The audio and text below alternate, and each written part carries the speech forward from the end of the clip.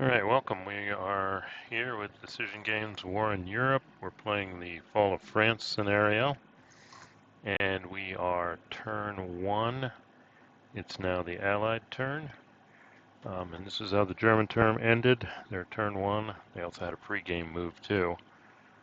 But basically working north to south, they're meeting the surrender requirements of the Netherlands. They have Rotterdam, which I showed in previous videos. Also well, let's see if we can pull up. Here's Belgium. And Belgium surrender, end of game turn that both Brussels and Antwerp are taken. And if you saw the video last time, purposely tried to do a coup here, and they did take Brussels and Antwerp. There's Brussels, there's Antwerp.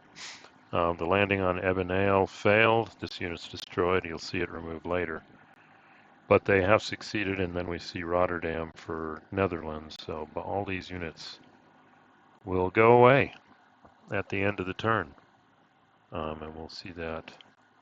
Unless the British, unless the Commonwealth, the French, the Allies, whatever, can retake Brussels or Antwerp. But the biggest problem that the Allies have attacking, well, one of their problems is if you look at what CRT they use, I believe we're in moderate Western Allied 1940.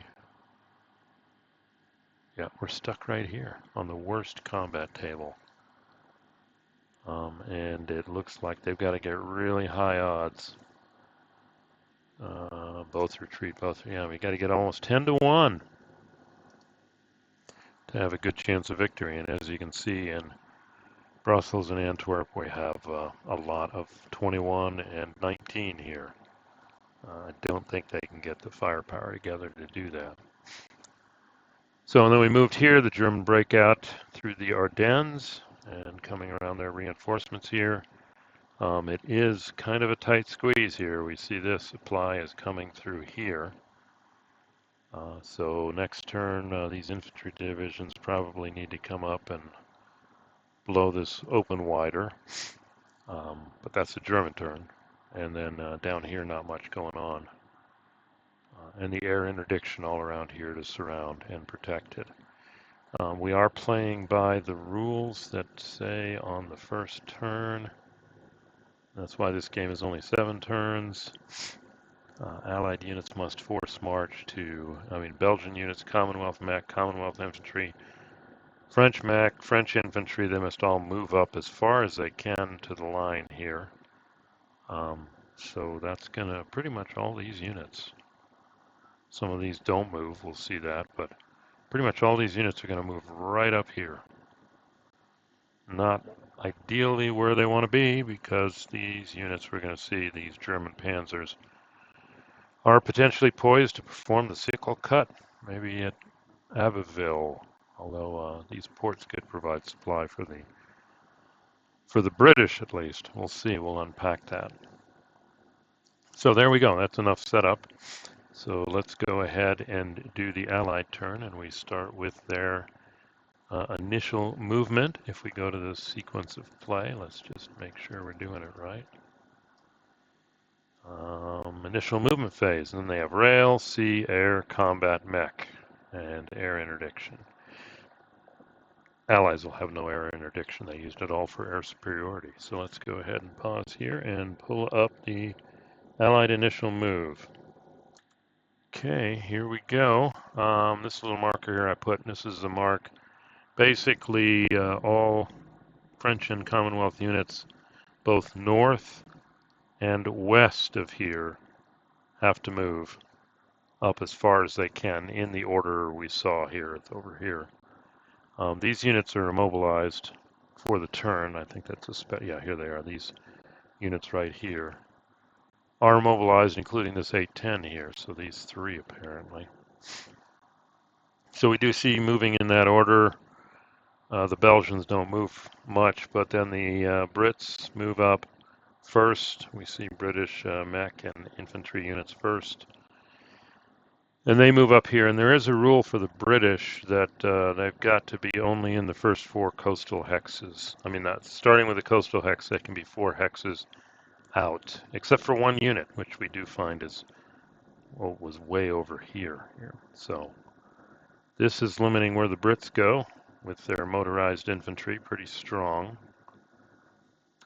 Okay, just real quick, Anglo-French non-cooperation prior to 1141 or French surrender. Commonwealth and French units can't stack. If they do somehow end up that way and are attacked, only the French defend, and the Commonwealth unit must retreat. Don't have that, and then here's the rule. Commonwealth units in France in front lines must form a line of contiguous hexes starting from a coastal hex, extending a maximum of 5 hexes. Once there are 21 Commonwealth units, the line may extend it 1 hex for each group of 4. Don't have 21. So we do see here, I didn't extend it to the 5, but we at least did 4 from the coast. And these units are stacked with Belgian units. Unfortunately, they're going to go away. And since the Brits move first, they're here, and the French move up, but they can't stack with the Brits. So you do see them moving up here. Okay.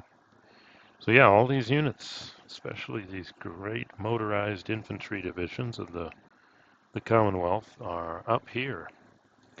And then the rest of the front, basically, there was a 6-6 reinforcement here. These 6-6s move out of the trap.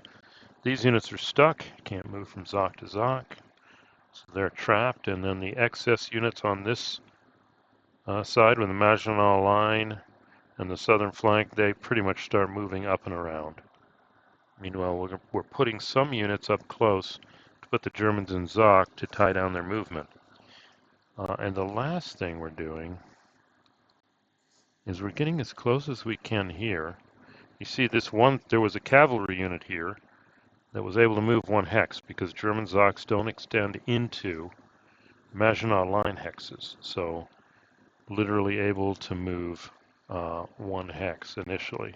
Then we moved some 3-4s in. We also moved another 1-3 in because cavalry can do these during mech, so they're going to move up too. And what's our goal here? We're pretty much trying to, in effect, we've got Zocs here and here now.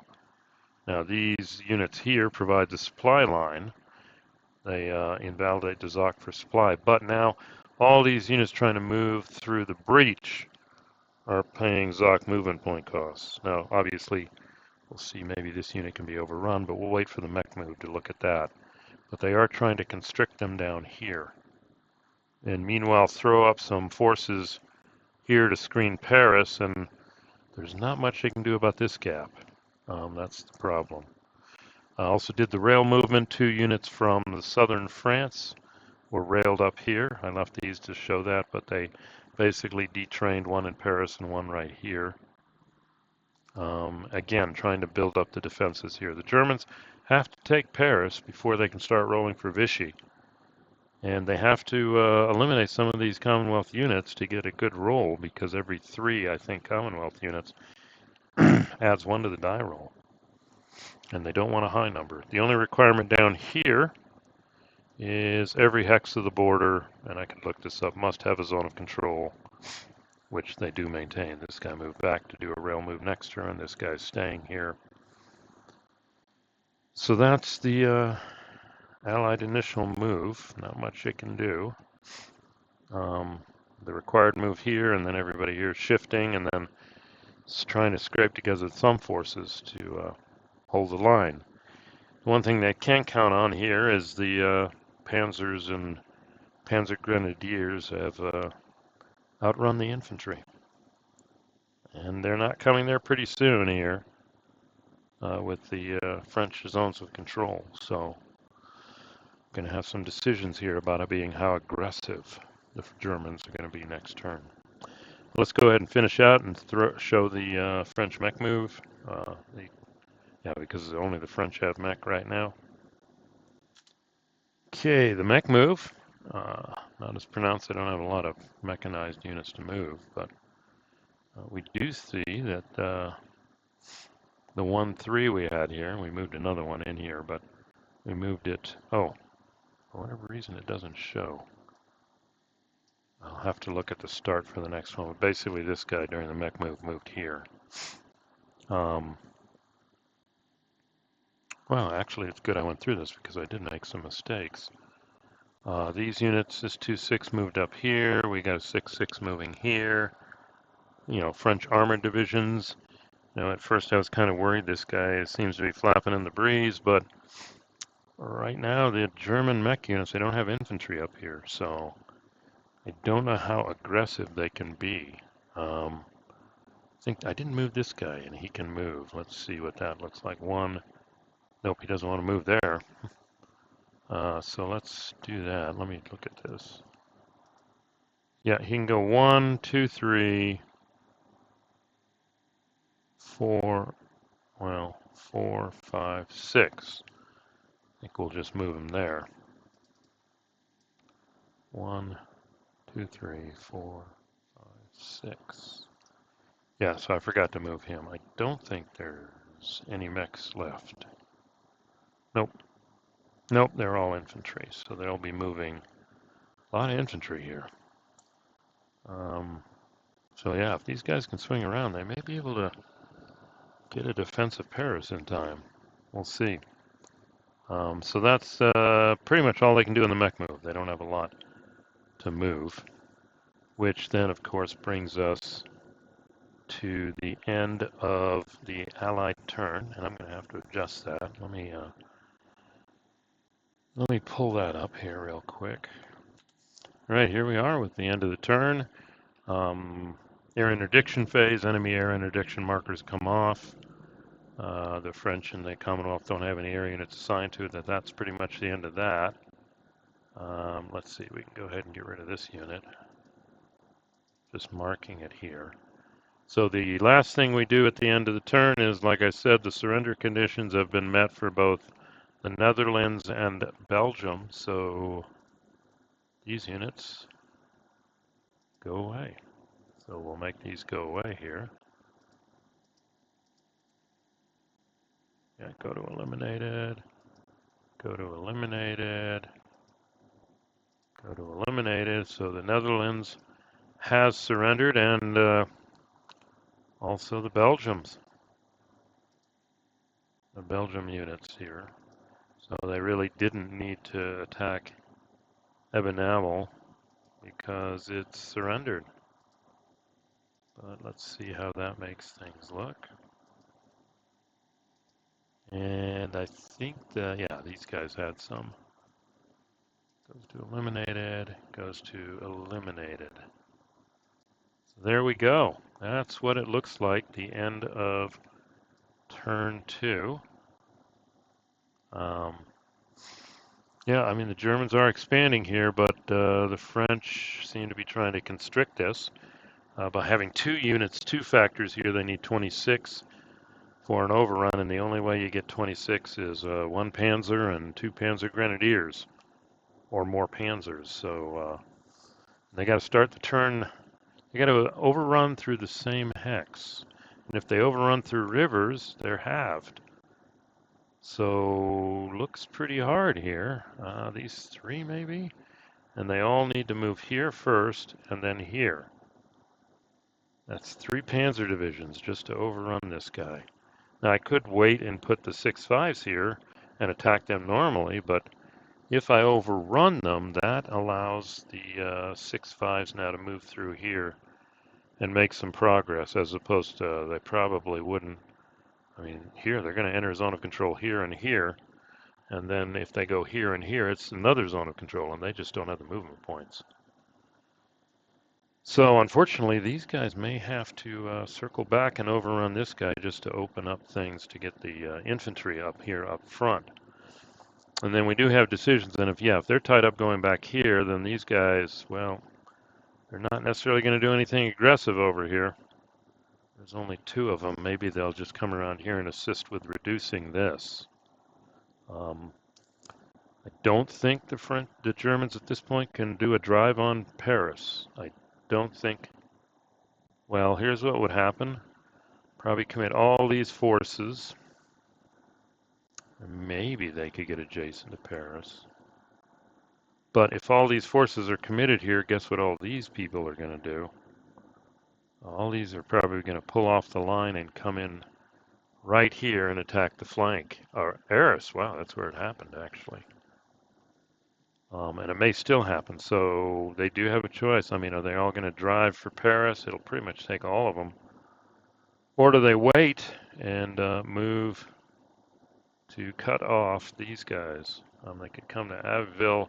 Going to have to look at port supply, how much that helps out. But if they drive shorter, like right here, potentially, then these guys would be cut off. So 7 turns, second turn, seal off these guys maybe.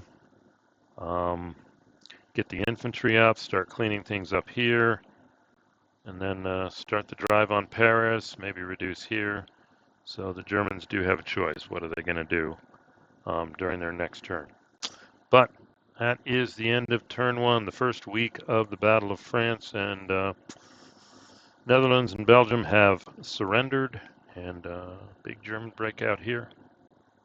And the Commonwealth and the French trying to desperately at least screen and set up a defensive Paris. And then turn 2, we'll see what, if anything, the Germans can do here to all these forces that are committed here up on the front. So, thanks for listening, and we will see you at the next recording.